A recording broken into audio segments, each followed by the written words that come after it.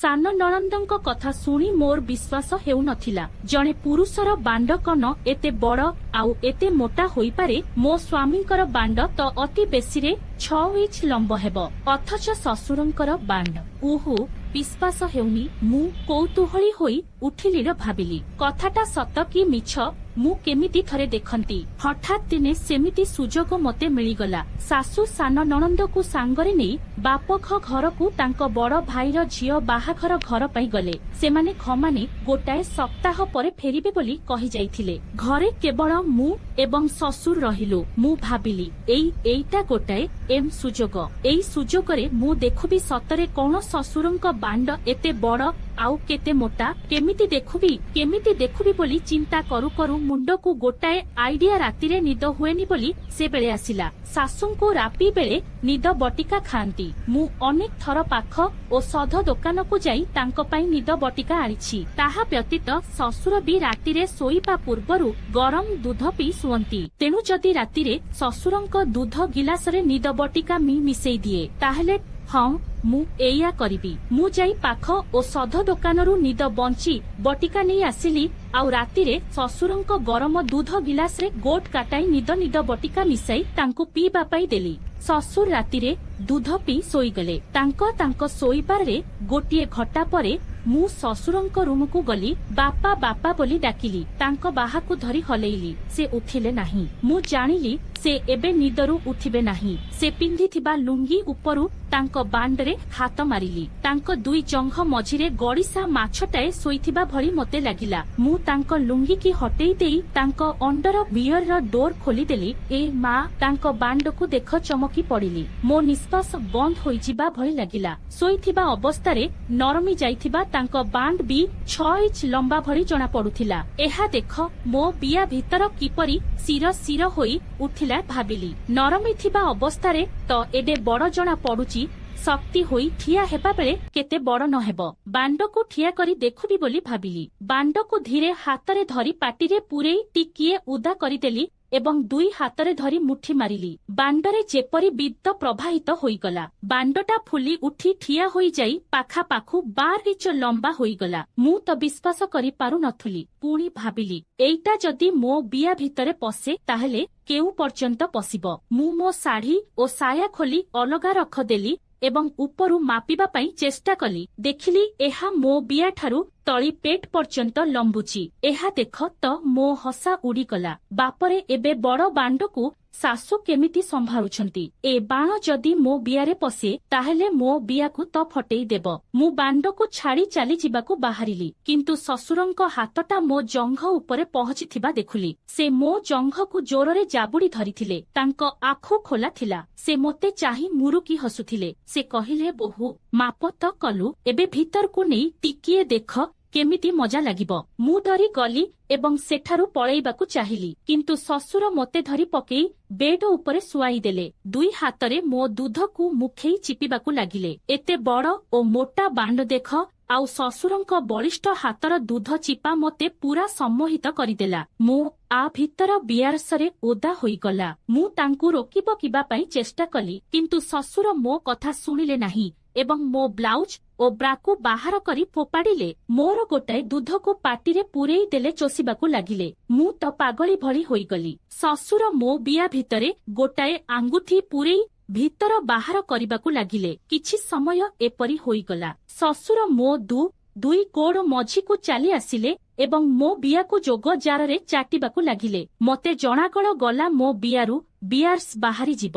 ମୁଁ ଇଚ୍ଛା ନ କରିବି ଶ୍ୱଶୁର ଚାଣ୍ଡକୁ ମୁଠେଇ ଧରିଲି ଏବଂ ଜୋରରେ ଏପରି କରିବାରୁ ମୋ ବିୟା ଭିତର ପୁରା ଓଦା ଶ୍ୱଶୁରଙ୍କ ବାଣ୍ଡକୁ ଆଗ ପଛ କରିବାକୁ ଲାଗିଲି। ସେତେବେଳେ ଶ୍ୱଶୁରଙ୍କ ବାଣ୍ଡ ଗୋଟାଇ ମୋଟା ଲୁହା ଛଡ଼ ଭଳି ଲାଗୁଥିଲା। ହଠାତ୍ ଶ୍ୱଶୁର ତାଙ୍କ ବାଣ୍ଡକୁ ହାତରେ ଧରିଲେ ଏବଂ ମୋ ଉଦା ବିୟାର ଦାନା ଉପରେ ଘଷିବାକୁ ଲାଗିଲେ। ମୋର ତ ଜୀବନ ବାହାରିଗଲା। ମୋ ମୁହଁରୁ ଉତ୍ତେଜକ କାମୁକ ଶୀତ୍କାର ବାହାରିବାକୁ ଲାଗିଲା। ବିୟା ଭିତରୁ ଗରମ ଲାଭା ବାହାରକୁ ଆସିବା ପାଇଁ ଲାଗିଲା। 5 ମିନିଟ୍ ପରେ ମୋ ବିୟା ଭିତରେ ତ ବର୍ଷା ହେବାକୁ ଲାଗିଲା।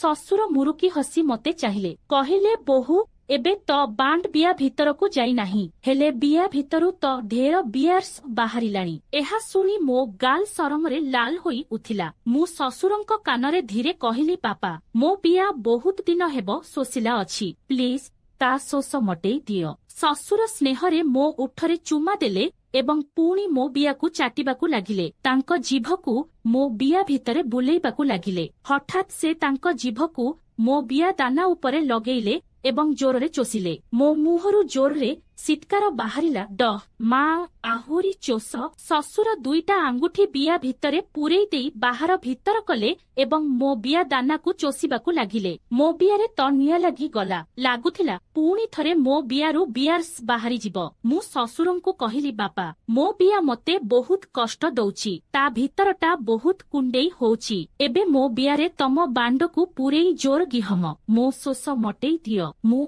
आउ सही पारुनी। ससुरंकर लंबा आउ मोटा बांडकू हातरे धरी मळिबाकू लागिली। बांड एते मोटा होइथिला जे मो मुठा भितरे रही पारु नथिला। एहा देख मु भाबुथुली मो बिया आजि निश्चय फाटी जिवो। मु टिकिए डरी गली। ससुर मो चेहराकू देख मते कोळ स्वररे कहिले बहु चिंता करनी, आजि मु तते एमिति मजा देबी जे तू मो बांड व्यतीत आउ को बांड तो बिया भितरकू नेबु नाही। मु कहिली बापा आजि तमे मो बियाकू एमिति गिहम जेमिति मो बियार गलु पूरा मरिजिबो। ससुर मो कथा सुनी टिकिए मुरुकी हसिले। कहिले बोहू चाल एबे मो बांडकू पाटिरे पुरेई चोष। प्रथमरु तो बांड लुहा छड़ परी होइथिला। मु बांडकू चोषिबाकू लागिली। ससुर पूरा जोशरे आसीगले। से मो पाटिरे बांड पुरेई गेहिबाकू लागिले। मोर निश्वास बंद होइजिबा भली लागिला। किछि समय एहिपरी करिबा परे ससुर तांको बांडकू मो पाटिरु बाहर करि नेई मो बिया मुहरे लगेई थिरे भितरकू दाबिले। पच शब्द करी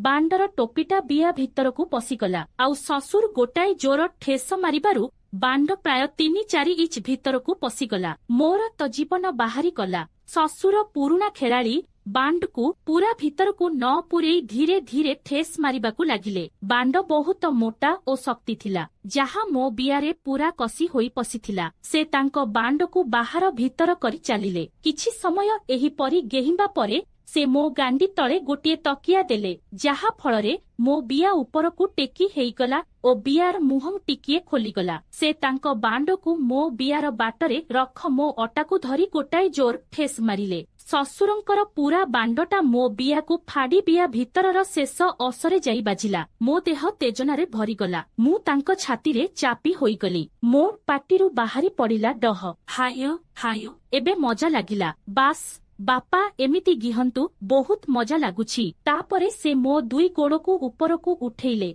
एवं मो बिया भितरे तांको बांडकू तीव्र भावरे भीतर बाहर करिबाकू लागिले। मो बिया भितरे तांको बांड जा आस करिबा बेले फचा फच आवाज शुभुथिला। मो काम उत्तेजना एते तीव्र होई जाउथिला जे मो सारा देह थरी उठुथिला। आनंदरे मो दुई आँख बंद होई जाउथिला। माछ परी मो देह छटपट हेउथिला। मोर होश नथिला। ससुरंक बांड मो बिया भितरकू जिबा बेलकू मु मो अटाकू उठेई बांडकू भीतर पर्यंत नहीं जाउथिली। बांडर सबु आघातर जवाब मु मो गांडीकी उपरकू उठेई देउथिली। रूम भीतर सारा मोर उत्तेजना भरा सिक्रारे गुंजरी उठुथिला। आ ओ बाय उम गिहमर मते जोररे गिहम हम आहुरी जोररे गिहम। पूरा भीतरकू बांडकू दाबी पुरेई दियो। मो बियाकू फटेई दियो। बहुत मजा लागुची। आहुरी गिहम दाबी करी गिहम। पूरा बांडकू दाबी गिहम। मो बिया मते बहुत